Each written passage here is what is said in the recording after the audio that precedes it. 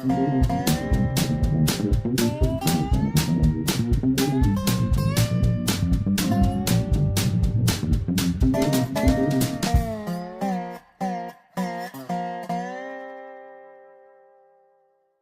is Dave Monk, Prairie Monk, WEFT Champaign, 90.1 on your FM dial. And Dave on the board. And this is July the 16th, 2017, and this is the Prairie Monk, WEFT's weekly look at the environment and rails, trails, and greenways and everything else that Dave has been up to. And we've got people here today to talk about energy conservation. Right. We're going to talk about solar energy. And so we have Andy Robinson and Nick Jordan. And I'll say a few other things first, but they are local yokels, and they can chime in because, Andy, I think you've been with WEF in other times? No? Have you been with WEF before? No, my first time. Oh, okay. So it's been a busy few weeks. We've had Hannon on with things about Allerton Park and Sangamon River. We've had the Pringles last week. After the Pringles did an hour here, they went across to the Virginia Theatre and showed 2 films. One of them was into biodiversity. It was basically about butterflies and basically about monarchs, but reminding us that there's like 2,000 insects out there. There's a need for biodiversity. Yeah? And you don't get that if you run around herbiciding everything. So his wife, Cindy, was talking about the relationship of the butterflies to people. Her mother had passed, and one of the things that was interesting to her was the whole metamorphosis from egg, larva, pupa, adult. And she had other people in the audience who'd had the same sort of relationship with people dying or doing interesting things because of one insect that they could follow through. Then they went outside. The street was portioned off, and they were giving away milkweeds, and the Pringles were there communicating with everyone. And I suspect there was, in the theatre, about 300 people. It surprised me that there were so many people. And a lot of them were into pollinations. And a pollination is different, a pollinator plot is different from a prairie plot. Prairies will have pollinators in them, but the pollinator plot is more oriented to bees, and often it includes not only the local bees, the bumblebees and the little prairie bees, but it also includes Italian bees because they produce a comb that you can harvest honey from. I took my kids there last week and to this event with the Champaign Park District, and we picked up some milkweed plants.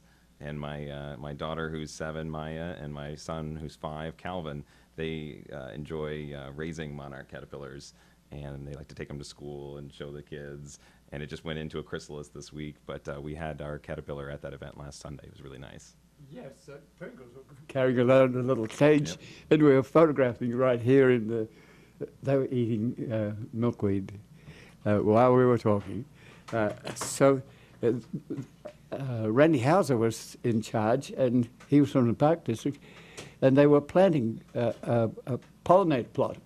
And we talked about a pollinator plot on the corner of Westside Park. And it has a little sign and boxes where you can pick up information about how you can report on the pollinators that you see there. And there are a number of different sites around the community. Talked to Randy about the little pocket prairie. We have a pocket prairie across the road from WEFT, and part of it's owned by Dr. Youngerman, and part of it's owned by Kip Pope.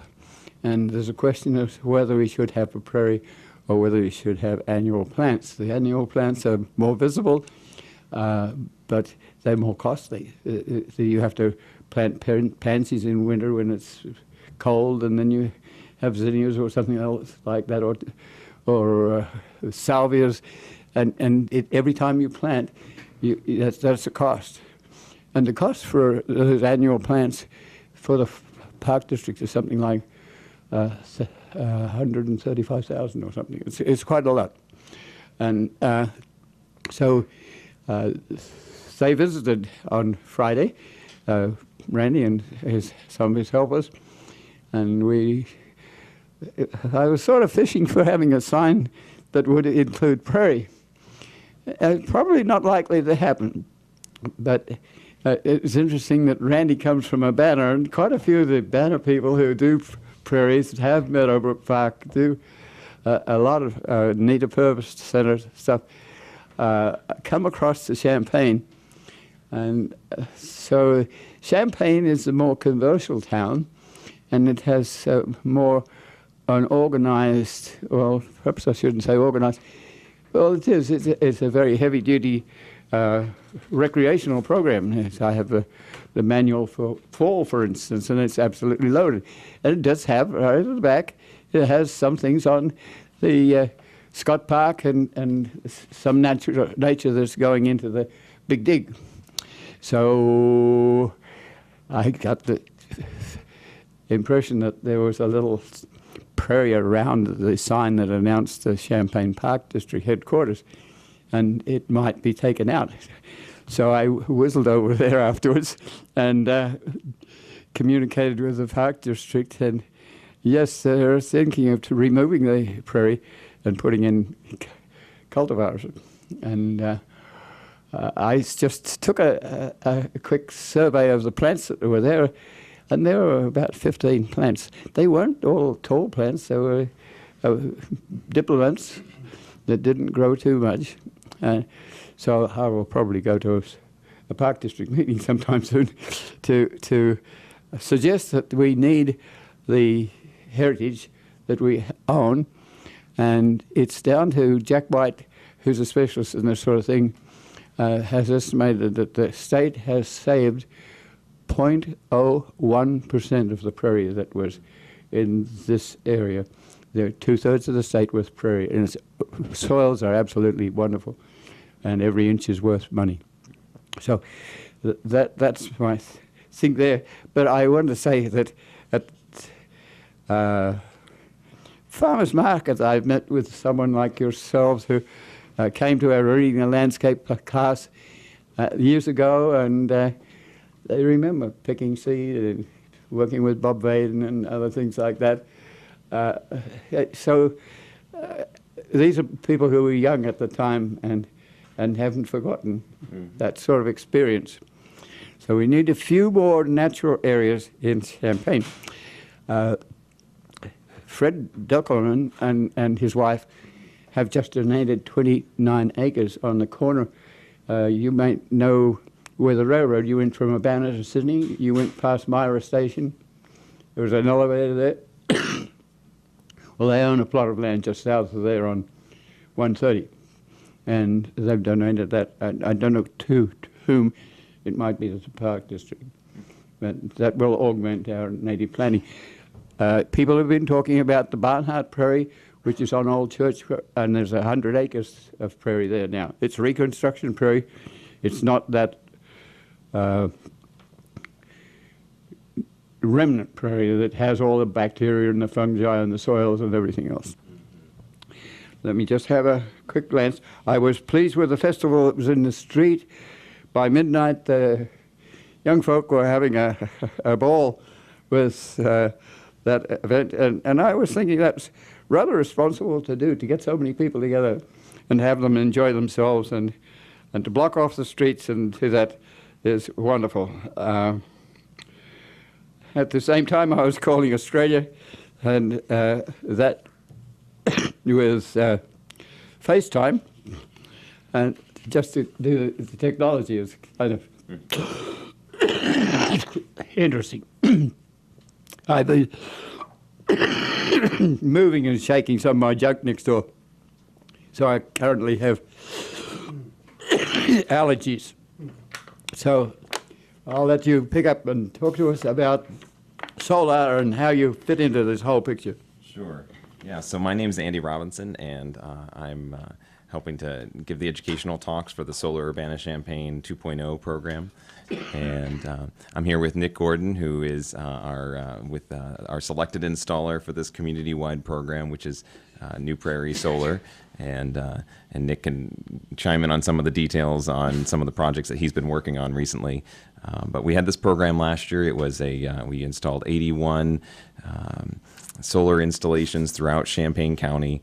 And this year we've been pushing. We have this 6-month push this spring and summer, to get the word out about solar, talk about cost effectiveness, talk about the overlapping incentives that are available right now, and talk about this group purchasing program where we're lowering the cost of solar installations for anyone in Champaign County by having this group purchase, bulk purchasing, lowering the price of solar, and getting these installations out there on roofs in the county. And so Nick and New Prairie have been very busy. We've been giving about 20 talks. We have our last talk coming up on Wednesday the 19th at the Independent Media Center in Urbana. That's the old post office in Urbana.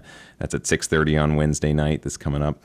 I'm going to be giving the talk. Nick will be there with me. We'll be giving all of our examples, all of our slides, and these are these power hours that we've been giving to get the word out about solar and to get everybody signed up for the free assessments from New Prairie and the free assessments from this Urbana-Champaign 2.0 Solar Urbana-Champaign program. Is this part of your university concern or the job, or is that an extension of your own? This is out of my this is sort of a consulting engagement for me. I work on campus. My day job is on campus in energy efficiency in buildings, and right now I'm working with Illini Union on saving energy at the Illini Union, turning fans off, turning the lights off at night when they're not in use. Energy efficiency in buildings is key and is crucial. But I think the other aspect of that is generating energy with our buildings. So generating energy with rooftop solar, generating energy. So conservation and solar can go hand in hand.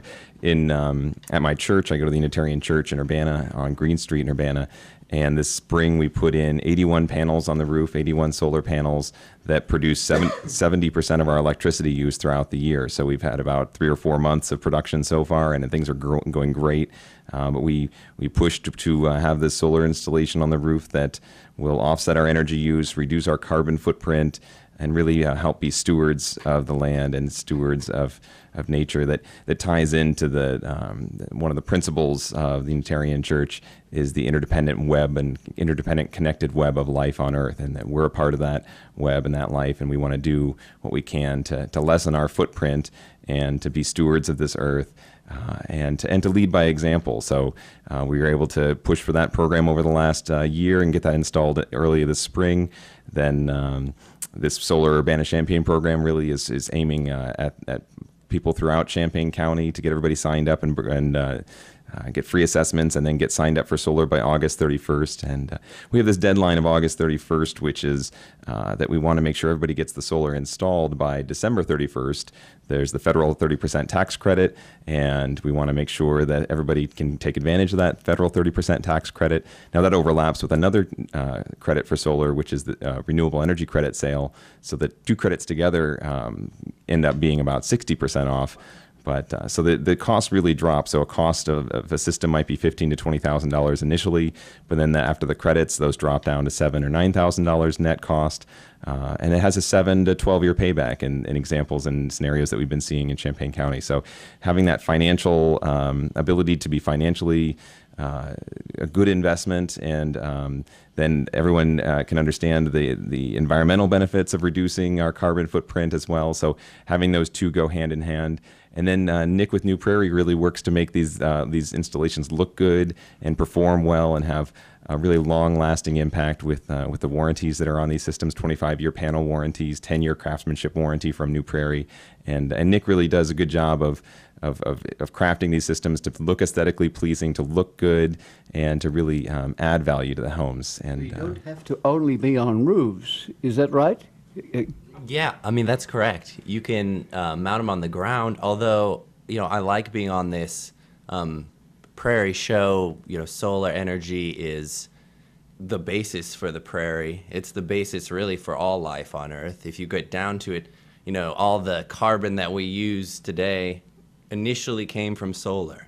So we really if you look at, I was just talking to my uncle about this last night, and yeah, if you look at it, solar in the end is going to be the solution probably.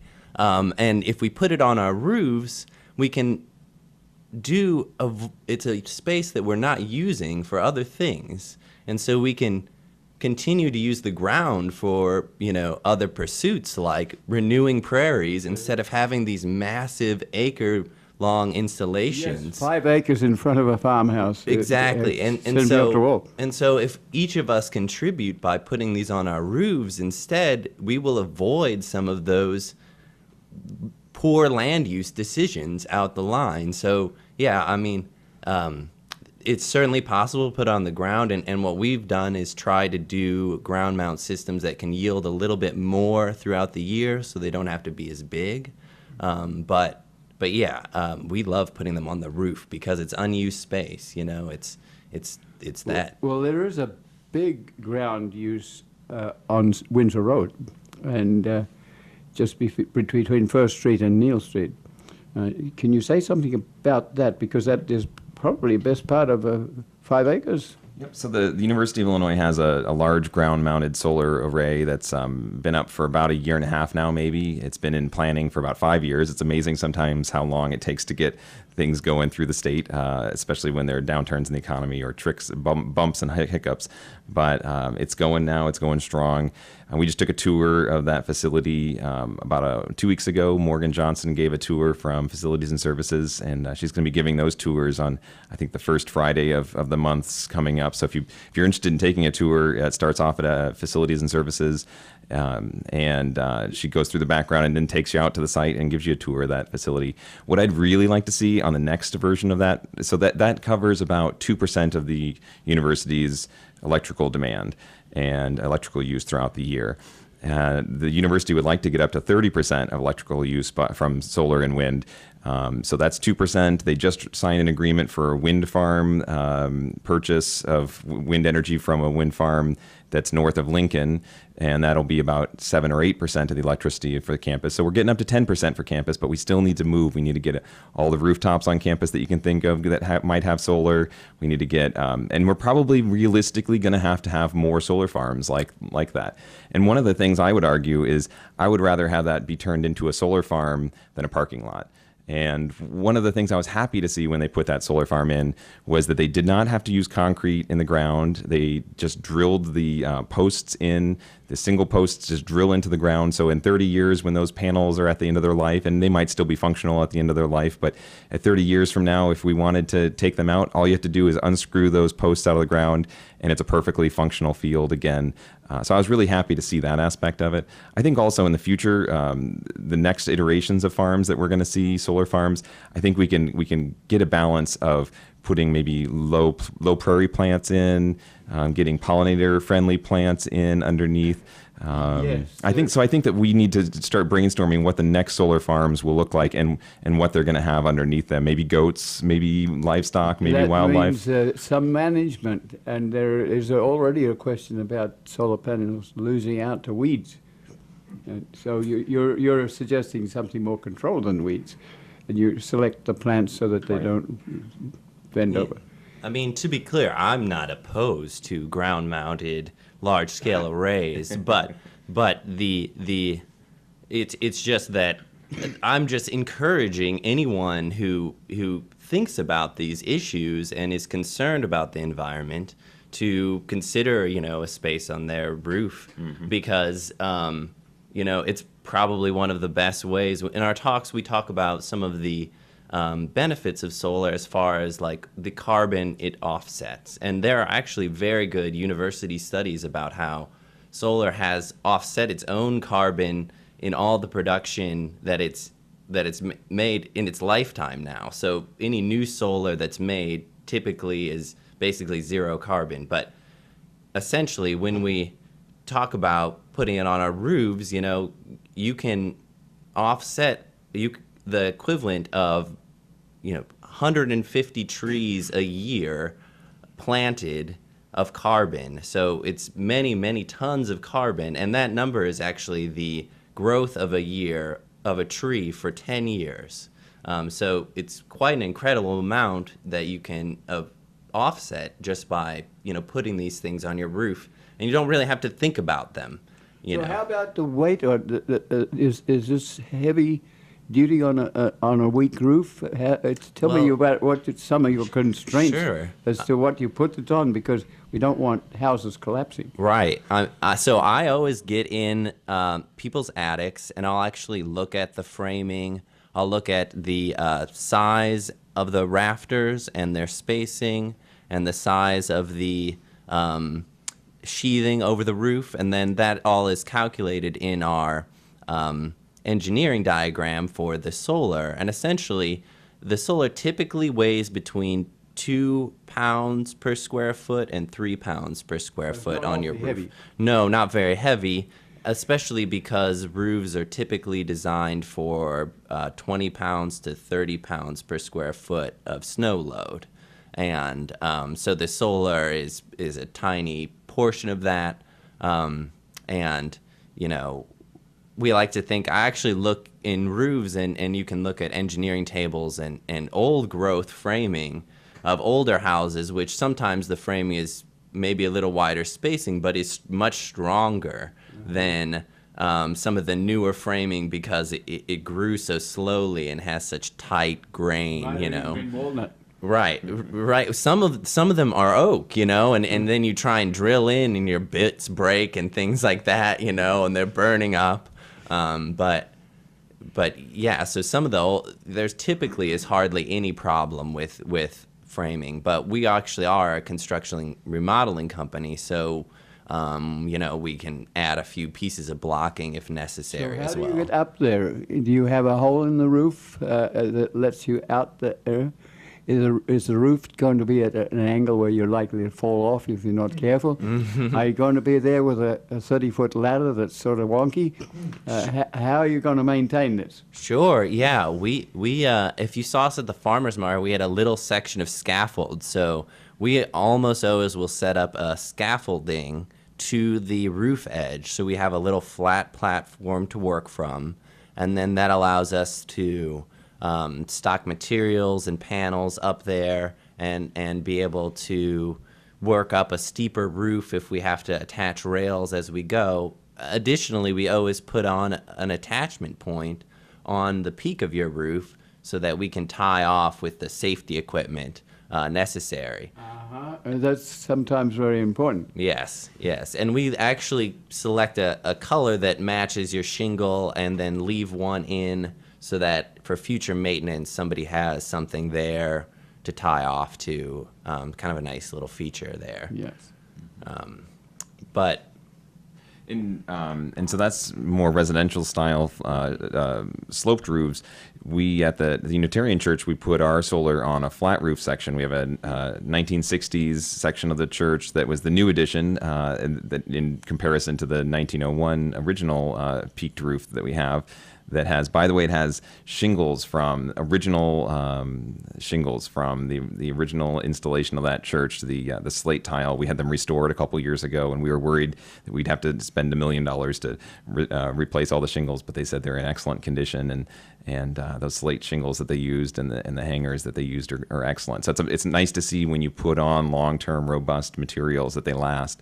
But on our flat roof, we needed a new flat roof section, so we put a new white membrane on, and then that's a great time to put solar on, because the solar is going to last 25 years and our roof's going to last 25 years, so it's nice to have them on about the same age. Now, in the flat roof section, what we ended up doing was we don't have any penetrations to that new membrane. They just sit, the solar panels are mounted on rails that are held down by cinder blocks, and there's a little rubber mat underneath them.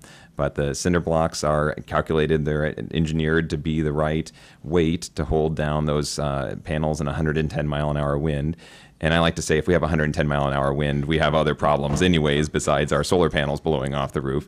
So they're engineered for that flat roof section, and it's a really nice, simple solution. It took 3 days to install the 81 panels for our church. The first day was getting the blocks, the concrete blocks, and the feet for the panels. And the second day was putting the panels and bolting them on. And third day, the electricians came. and wired it all together. So it's really amazing. We spent a year thinking about this, planning it, getting quotes, getting bids, and then in the end, and it took 6 weeks to do the fundraising, and then in the end, to have it all go up in 3 days was pretty impressive. So one of the take-homes I've had from doing it for our church was just actually how easy it is, how we didn't really have to sweat all the details. Nick and I are both solar nerds here, but I'm an engineer, and Nick's an installer that knows every detail possible about solar. And it's just interesting because in the end, I was sweating the details and really interested in all this detail from in personal experience and personal interest. But then in the end, the installation, the exact panel manufacturer had to change because of availability, and the exact mounting feet had to change because of availability, and so all the planning I had done was all the research I had done changed anyways. But in the end, it was just a really simple installation, and I think that's the take home I have, is that if you've been thinking about solar for a long time, if you're deliberating about the details, it's fun to talk about that, and Nick and I are happy to talk about that at the end of the Power Hour. But when it comes down to it, really just signing up and doing it is the most fulfilling part. And to see the generation happening, we have an online portal that we can see how much electricity is generating. I can look at it on my phone right now and see how much my building is using and how much we're generating. And I have people coming up to me now and asking me, how do we get that last 30% of efficiency now? So the solar is going to generate 70% of our use, and they're asking me, what are some ways that we can reduce our energy footprint and our energy use at church now to get down to net zero energy? And I think that's pretty exciting. I've been thinking about this for years, and now I get people coming up and asking me this question. So is it electrically safe? Can the kid that's interested in crawling on top of roofs and sometimes roller skating on top of a flat roof, are they going to get electrocuted with all this energy? They have different problems roller skating. I'm not sure about the roller skates on the flat roof. Hopefully it has a tall parapet wall. But besides that, typically no. I mean, all of the wires are in very heavy insulation, so it's and they tend to be maintained within the array's area, so you won't have lots of wiring going far across roofs or things like that. And the third thing about this particular system that we're installing for this program is it actually uses a secondary junction box for every panel to reduce the DC voltage down to 1 volt per panel when there's an outage of some type. So it makes it very safe if you ever want to go up on the roof and you want to turn off the solar. So this comes in as DC? Yes, it does. And then gets converted to AC, or it goes into the power line? How do you convert? Exactly, yeah. You have to have a converter box? Yeah, there's an inverter that connects to your electrical service panel.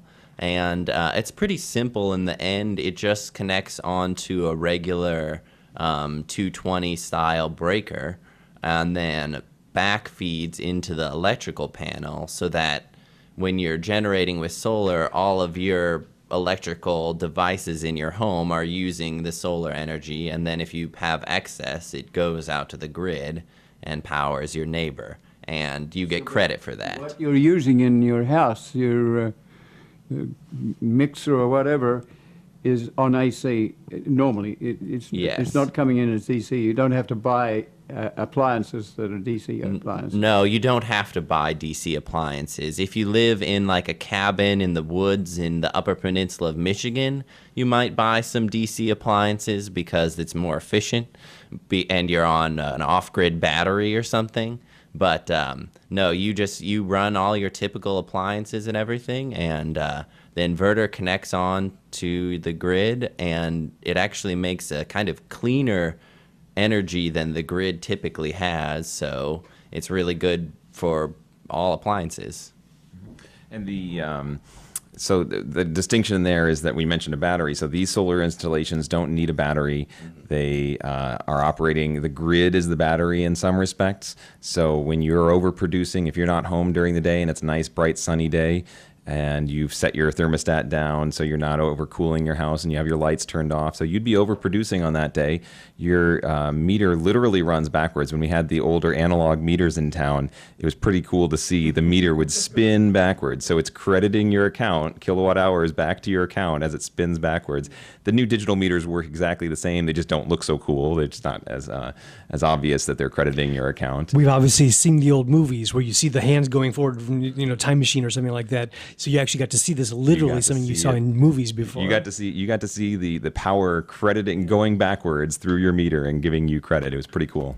I did just get a video of that at one installation. A fellow had a analog style, and it's really fun, just to see it stop and then spin backwards. And typically the solar makes it spin much faster than it was previously. So yeah, it's fun to see for sure. And so the grid is the battery. You're feeding your electricity back to the grid. You're getting credit for those kilowatt hours on your bill. So the idea is that it's called net metering, and this is an incentive from Ameren to allow us to get full credit for all of the electricity that you're offsetting from your account and you're feeding back into the grid. So this net metering incentive is a really excellent way to account for the electricity that you're putting back on the grid. And it, like Nick said, it makes the grid cleaner. Those the days that you're overproducing, the hot sunny days that you're overproducing, are likely the same days that everybody else is running their air conditioning, and that businesses down the street are cranking on air conditioning. And those are the days that Ameren has to turn on all of its electricity generating plants. So that they have to turn up the dirtiest coal plants on those days, the dirtiest natural gas plants on those days. You're offsetting a little bit of those dirty days, and the more people that do that, the more offset we have. So Ameren has a choice right now of purchasing electricity from. They don't really care who they purchase electricity from at a real time. They just look for the lowest cost out there on the grid. And if the lowest cost is somebody's solar installation out there on the grid compared to someone's dirty natural gas peaker plant that only is built and running for a dozen days a year, I mean, imagine the upfront cost that goes into building a giant natural gas generator that only runs 12 or 20 days a year and just sits there idle for the rest of the year. It's amazing to think about how much idle capacity we have to have spinning on the grid. So solar can really help benefit that, and can help. It's a major problem because the grids are old and they won't carry the electricity that you're providing. So in some areas, so Hawaii, for instance, Hawaii has reached 40% of its customers at solar capacity, and that's a concern. So not only does it start eating into the profit margins of the utility company when you start getting into that big of a market penetration, but it also starts making the grid act a little differently. And you do, at some point there, you do need batteries on the grid to help to regulate both the frequency of the electricity generated and the voltage, keeping the voltage up on the grid. So solar can really be a benefit to that, and can help. For instance, in Hawaii, they pay 5 times more for electricity than we do. We pay about 10 cents a kilowatt hour. Hawaii pays 50 cents a kilowatt hour because they generate electricity with diesel. So they ship diesel to Hawaii in boats, and they have diesel generators that are running to generate electricity. And if you're talking about 50 cents per kilowatt hour, batteries are really expensive, but at 50 cents a kilowatt hour, they pay back in about 3 or 4 years. So when you talk about Tesla building batteries, and when you talk about German companies that are building batteries, they're installing in places like Hawaii, they're installing in places like American Samoa, they're installing in places like even Arizona and California are starting to get big battery installations to help regulate the grid. Now, I'm mentioning all these other places, Illinois with wind turbines. Wind turbine facilities usually put about a 10% battery, 10% of the capacity of the wind farm gets put in as a battery as well, even in Illinois, and that helps to do voltage regulations, frequency regulations. It just helps to allow them to produce a nice clean power. So we're seeing these are coming, these are up and coming. We don't need batteries right now in Illinois for the grid, the stability of the grid. We're at maybe 0.1% of penetration in Illinois. We have something like 3,000 interconnected customers in Illinois with solar. I was just at the Ameren test facility tour last Thursday. We had a tour of the new Ameren TEC technology. I've forgotten what TEC stands for, but they have a big wind turbine that they've installed over on South Neil. It's about a 100 kilowatt wind turbine. So I say big. It's a medium-sized wind turbine that's set there by the train tracks on South Neil in the Research Park area. They have a lot of solar panels. They have a 100 kilowatt wind turbine. I think it's 100 or 150 kilowatts of solar panels on the ground. They have two 100 kilowatt natural gas generators, and they have a 250 or 500 kilowatt hour battery there as well. So they're testing. Ameren is taking the smart grid funds that they have on the bills as a line item on the bills, and they've invested $5 million in this facility to test what happens when you have solar and wind and a battery and natural gas generators. And they can even island off a portion of the research park there and a portion of the student apartments. And they can have a little test, a microgrid, islanded microgrid, and they do tests of switching between the grid, the main grid, the macro grid, and the microgrid, and it's a seamless transition. They're testing and proving the equipment that can do that will allow hospitals to have a seamless transition in their grid. These technologies will allow hospitals to, instead of having a diesel generator on their grid, hospitals can have a battery and maybe solar panels on their grid. So this is the kind of thing that we're seeing Ameren take a proactive step toward and thinking about how the new grid will work and how solar will work into the grid. And I think Ameren was the one at that test facility. They said they went from 500 solar interconnections in 2015 to having about 3,000 in the last couple of years. They've really added a whole bunch of solar interconnections because of these overlapping incentives, because of the 30% federal tax rebate and this ability to get another 30% about from the local Illinois incentive that actually Ameren is probably purchasing some of those credits. Is that in jeopardy, that a benefit? The 30% federal tax credit is supposed to be, it was renewed last year for 4 years, and then it ramps down over time. We've been telling people, though, that get your solar installed by December 31st, because who knows what the federal budget's going to do after December 31st. Or the state budget, for that matter. Luckily, none of this comes from state money. So there is I call it a local incentive. The other 30% incentive is a local incentive, and that comes from actually an auction. So it's a private party auction of your renewable energy credits. So companies throughout the state are purchasing the first 5 years of green credits that you're producing out of your system. And that right now at the market rate is worth quite a lot of money. In the example installation that we have, the 30% federal tax credit is about a $4,000 credit, and a solar renewable energy credit is about a $4,000, $3,000 or $4,000 credit over 5 years as well. So it really is amazing how these stack up right now. And they've only been around for a couple of years in Illinois, this overlap. So if you've not seen very many solar installations in Illinois until the last couple of years, that's the reason why people are seeing the financial viability of solar with this, both the tax credit, but also then this market-based purchase of your renewable energy generation. So it's not even a tax credit. The second one is a market-based system where people see value, companies see value in those solar credits. For instance, Ameren has a requirement of 20% solar, 20% renewable by 2020, and Ameren has a choice: do they go and build wind turbines and solar farms, or do they purchase other people's wind and solar electricity? And what this allows people to do is small homeowners can participate in selling their renewable energy credits to companies like Ameren, or if McDonald's decided that they wanted to purchase renewable energy credits to make their corporation more green. So we're seeing corporations do this, and it's a combination of the public and the private sectors working together to make these profitable systems and to make our economy more green. Let me bring in the biology to this. If we need grids across the country, they're mostly adjacent to railroads or roads, and they are on top of the only remaining prairie elements. In other places it's different habitat.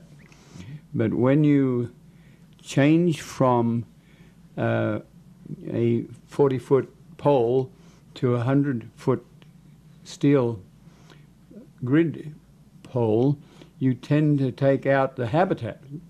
And how do you work? So on South 45, we've been working with Ameren. Ameren is the utility company for those who are in a different part of the country or overseas. These are the utilities. And so in that case, we asked that the cranes be on industrial pallets, and so we mowed the prairie before it was in a growth stage in wintertime, and that took out the trees, which often are a concern because they're short to the power lines. And the roots of a perennial plant are very deep, so they come back. Where there's a ditch, they will put in a culvert and then remove the culvert afterwards. So there's a lot of activity out here. In between Curtis Road and Windsor, which is just 1 mile, there's 8 new grid poles. And they fit into the place where you're talking about the experimental site. We may not need as many grids if you're going to do local and achieve. But we also have to think about air, especially because the towers that where the blade is moving at 75 mile an hour are very destructive of birds. And so we're losing birds to not only the generators, but we're losing birds to radio antennas that have power lines on either side. Their point, instead of having a 4 feet and a base going up, they're a point connection, and it's held up by guy wires, which really collect a lot of wildlife. Yeah, I think isn't it something like bird kills are birds are mostly killed by buildings, vehicles, and I think the #1 killer of birds is domestic cats or something like that. There's some interesting statistic of the ranking of bird kills, but being sensitive of not putting wind turbines in flight paths, migration paths, for instance. So in some areas where you might put it on a mountaintop or in a valley where there are migration paths, I think that's a really important thing to consider as well. And as you get larger and larger wind turbines, we've seen installations where birds will even play in the thermals that will be generated around and so those blades get so large that the birds can start to see them. Whereas as opposed to a small wind turbine, which some of the small ones are really operating more like a fan or at a higher speed. But the large ones that are really a slow rotational speed, it's interesting to see the birds try to avoid those. It's and still 70 miles an hour if you're sitting on the the blade tip. Blade tip, right? So, there's another system which I don't totally understand, but you can put water panels on and you can have a storage for heat during the day, and you have rocks where you store that heat, and then that can come back into the house. Can you say something Nick, about... You guys are looking at some of the net zero homes and installation of multiple systems in some cases. Yeah, I was at a home on North Duncan where some homeowners had put in some solar thermal panels. So they just use either evacuated tube pipes that have some sort of glycol, and then that runs through water and heats water that way, or you just use water in the pipes and the sun heats it, and then you just use that water for your domestic use. And you pray in the winter it doesn't freeze. Right. Well, the general thing in the winter is you often will like set it up so you can recirculate it with hot water, from your home. If you're using just water, you'll. But yes, those are very difficult to maintain. The glycol-based ones are much better. And we have toured some homes in Wisconsin at the MREA, the Midwest Renewable Energy Association, which is the sort of partner that Andy's working with for this solar program. They do an energy fair every summer on the solstice weekend, basically, and they have had a big community there of doing renewable things for since basically 1990, and so they had a home tour, and there was a home that did a very similar thing to what you were talking about, where they had a deep sand bed and used solar thermal to store that heat kind of fairly deep into the winter, and then they could sort of draw from it basically until January sometime is what I remember. But yeah, there's a lot of ways of constructing things so that they, naturally are more passive. And beyond that, just considering, well, when do I need to turn on the air conditioning? When do I need to turn on the different appliances? Or put a sweater on. Right, yeah, put a sweater on. That's, sometimes there's some wisdom in your elders when they would say those kind of things, and I think it probably partly came from them having to be uncomfortable, and maybe we need to relearn that to a certain degree. The State of Illinois building in Chicago did the opposite, kind of the opposite. They had an active version of what you're talking about. Mm-hmm. They realized that electricity is cheaper at night. So up at the top, I believe, of the building, they would freeze water during the night, and then all during the day, they would have air passing over that, and that was a version of air conditioning, so that they didn't have to spend that money on actual air conditioning throughout the day. Right. For instance, even on the University of Illinois campus, there's what I like to call the biggest battery in the state, which is the large thermal water tank. As you drive down on South Neal, it has a big Illinois written on the side, a big new tank that has Illinois written on the side. It's not a tank full of oil or natural gas. It is a tank full of chilled water. So they run the chillers all night long when electricity is cheaper, and they fill that tank full of chilled water, and that helps offset both that. They built it about the same time as the supercomputer that was built.